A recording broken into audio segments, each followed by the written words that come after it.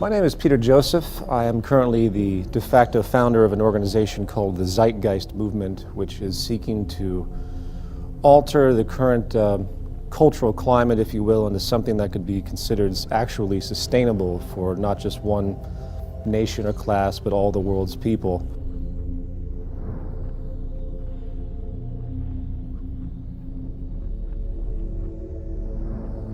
We live in a paradigm now where we have society operating on the idea that we can grow infinitely. Therefore, we keep buying and consuming regardless of how many resources we have. This creates a collision course with nature, which the world is figuring out right about now on many levels, that the Earth is essentially a closed system. It took billions of years to create the minerals we have. It took many, many hundreds of millions of years to create the fossil fuels which govern everything we have. And amazingly enough, we've created this system where we're using all of our resources to create the economic growth required to sustain employment and everything else. And simultaneously, we're diminishing our resources at a near exponential rate, it seems, as population continues to grow. And no one seems to understand that it's an absolute clash, and that eventually we're going to run out of pivotal resources, and eventually you're going to see things, I don't know, like the human population start to dwindle down.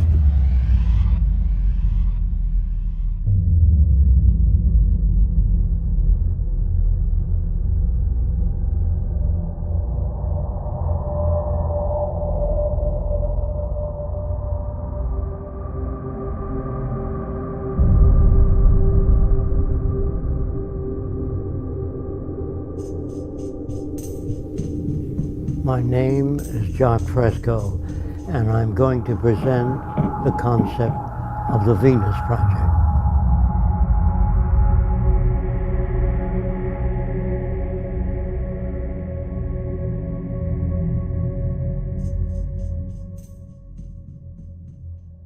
If you don't want war, if you don't want poverty, hunger, unemployment, you have to declare all the Earth's resources as the common heritage of all the world's people.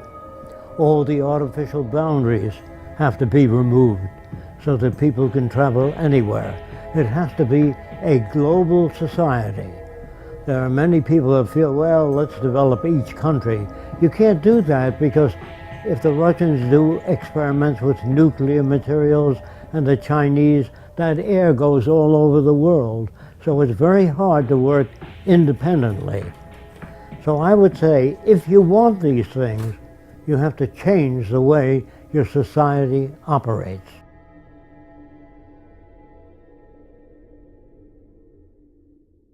We believe here at the Venus Project, we are not civilized yet. As long as you have armies, navies, prisons, police, we are not civilized. No nation is civilized. Being civilized is an ongoing process. The more we learn, the more we know about the environment and human relations, the more we're able to deal with the problems. If we fail to do that, we won't be able to solve problems. If we go with traditional values, we won't be able to solve problems. All of these pump primers do not work. There's always been wars. The wars have continued to get worse, even though the universities today have the most sophisticated equipment in the science labs, the architectural labs, all the labs, and the wars are getting worse. The explosives are getting worse. Since the atom bomb, the explosive power is much worse. So there's something definitely wrong with all cultures. When I say wrong, I mean that the system doesn't work. Now, to talk about a system that does work is a little foreign to our habits of thought, so I'm going to try to explain how we make decisions. Actually, we don't make decisions, we arrive at them. The only way a real society can operate, period, is in a steady state economy, meaning you don't have the mechanism of constantly needing to do anything other than being sustainable in your everyday living and having society recognize the attributes of sustainability rich are required. That's the value system orientation needed to create a stable society. As a brief extension of this, we live in a materialistic culture. We live in a culture that's predicated on inferiority and people thinking that they need more and more and more because of many reasons, because of someone else having more, status-oriented issues, so on and so forth. And that fuels into this mechanism of the growth economy, of getting more and more holidays, people give each other gifts. These are inventions for economics. As long as we use money and the bottom line is profit, then those who control the money are able to make the laws in their favor. And that means that they really don't care about people. They care about wealth, property, and power when that is the main incentive. So when we use a monetary system, there is no justice within this system. There's no making this system equitable. What we need is an entirely new system that we call a resource-based economy.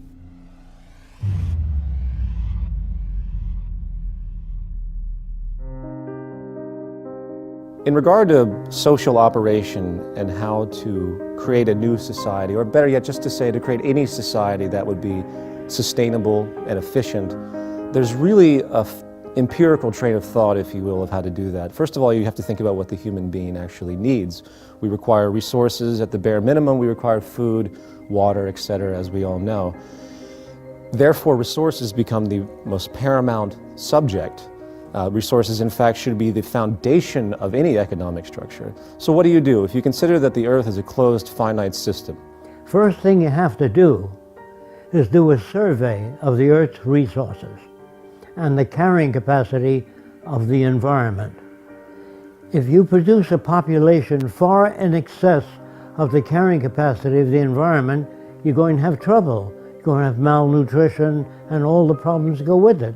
So first we have to find out what can each successive environment carry and maintain a population in accordance with the carrying capacity of the Earth, not what I like or somebody else likes or some politician's notions. It has to be based upon the carrying capacity of the Earth. To organize a structure based on the intelligent management of the Earth's resources, you start from essentially the base level of where is everything. So you look at the planet and you say, okay, we see we have iron ore here, we have petroleum deposits here, if we were using petroleum at that point in time. In the future, hopefully will not be because it's damaging. We have places for great wind energy here. You get the point. We can assess the entire environment of what we currently use based on our technological facilities at that point, and we start to create a structure of analysis, maintenance, and management, and basically monitor and understand what we have.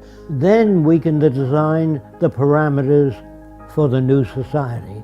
Without a survey, we couldn't do that. Survey means physical disabilities, all the known diseases. That tells us how many hospitals we have to build. Of course, the survey would include available materials. Otherwise, if you just sit down and turn out a hospital or turn out a social plan, not based on what you have, not based on what Fresco believes, only statistical evidence. The end of what's your opinion should have been gone in 1927. Then you move to the next level. How do we utilize resources in the most efficient way? Technology is the methodology to harness any type of resources we have. Technology is the growing intellectual field that allows us to know how to manipulate our environment for our betterment and to be more sustainable, hopefully. So what we do is we utilize our technical information, and then we analyze the planetary resources. Then we build from the ground up an entire infrastructure, not based on the whims of any type of ideology, capitalist, socialist, fascist, whatever, what have you, communist. You do it based explicitly on the most efficient means to do it with the most peak efficiency possible based on the technology available at the time, the intellectual resource of the time. You have peak efficiency and sustainability as your goal.